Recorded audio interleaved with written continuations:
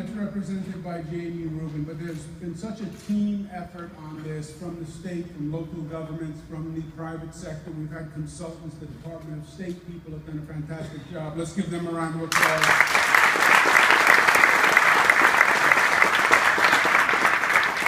And let's give yourselves a round of applause. A hearty round of applause.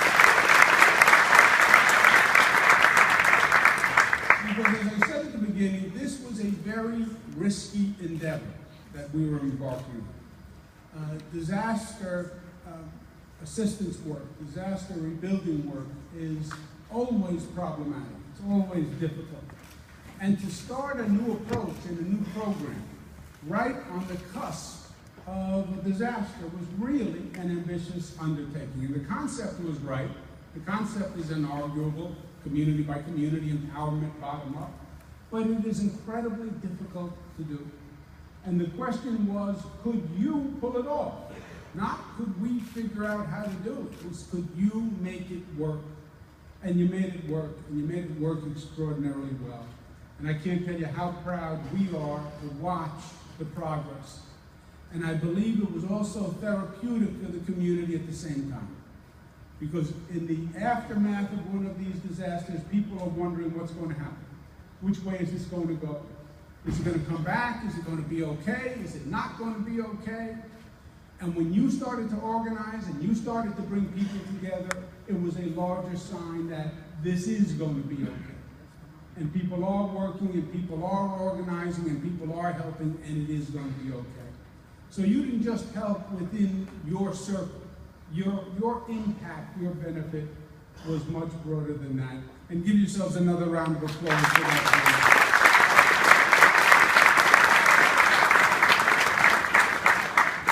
I also want to take a moment to thank the Mayor de Blasio of New York City for his attendance, but even more for his proposal, which is a very smart proposal. He's proposing a piece of legislation that I'm going to support. I'm going to work very hard to pass right away.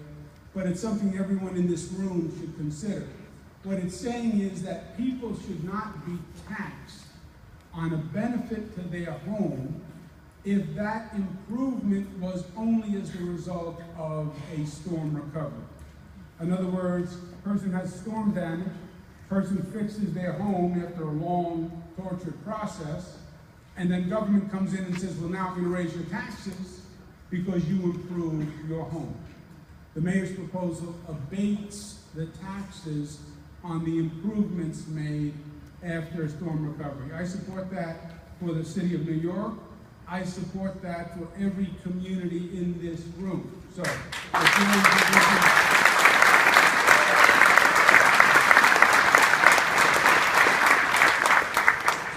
like to get that legislation passed so we can make it possible for New York City and every other community that's affected.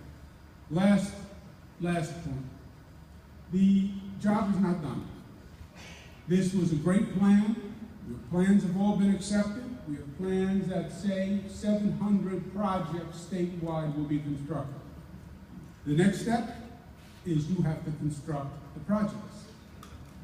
The visioning, the organizing, the concept, great, sold, approved, awarded, rewarded. Now you have to do it. And doing it can be just as hard, if not harder, than the conceptualizing and the planning on how to do it. So the next step is actually make it happen.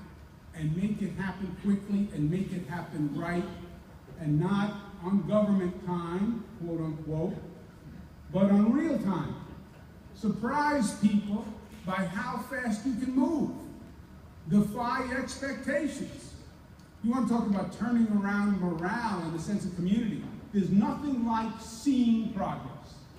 There's nothing like seeing a building going up.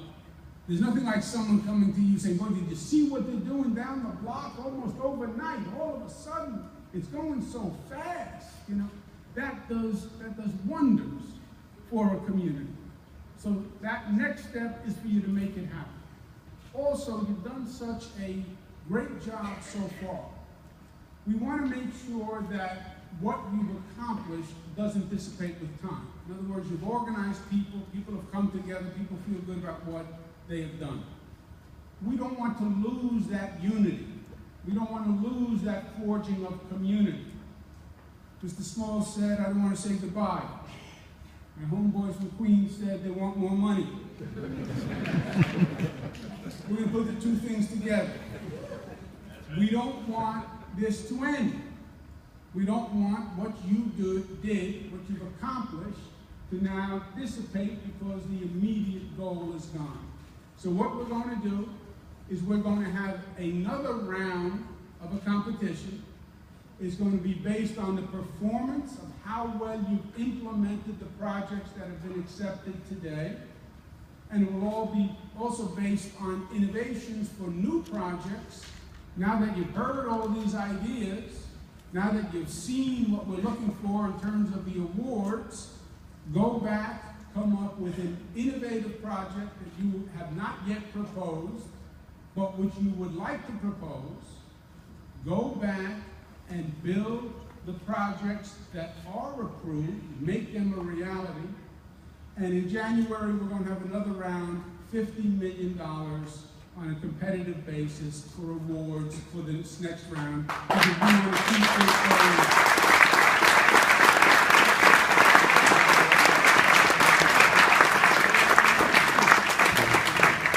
And I do believe, at the end of the day, what we said in the beginning of the day is going to turn out true. Your community is going to be better than before, and it will be better for having gone through what was a horrendous experience because of your leadership and because of your time and your energy. Thank you, and God bless you.